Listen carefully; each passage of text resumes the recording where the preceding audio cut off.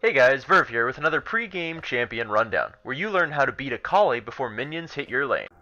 The core damaging ability for Akali that you are going to want to avoid the most is a combination of her Q and her passive. Her Q shoots out blades in a short cone in front of her, briefly slowing enemies at the very tip of the skill. The skill is highly spammable on a very low cooldown. Her passive, on the other hand, marks all champions she hits with abilities with a ring.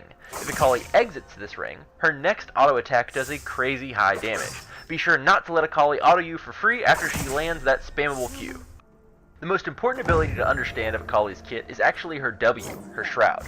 This ability drops a smoke bomb on the ground that grants Akali invisibility while she's inside of it. Any action she takes will briefly reveal her. She will use this to close the gap in lane and pressure you off of CS, but it has a very long cooldown, so pressure her back hard whenever it is down. Next is Akali's E. This is a short backwards dash that shoots out a projectile towards her target. If that projectile hits, it will damage and mark the champion. If Akali reactivates it, she will then dash back towards the marked target and damage them.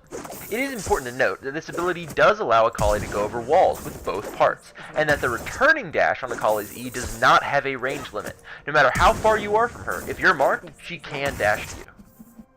Finally, we have Akali's ultimate. It consists of two dashes, the first one doing relatively low damage but has a small stun, whereas the second dash does huge execute damage and is faster. Be sure to do your very best to avoid that second dash whenever you're low.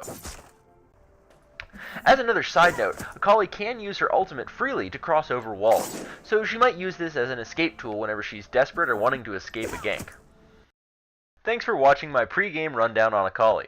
Be sure to subscribe and check out my upcoming How to Crush series for a more detailed and relaxed guide on how to deal with specific champions.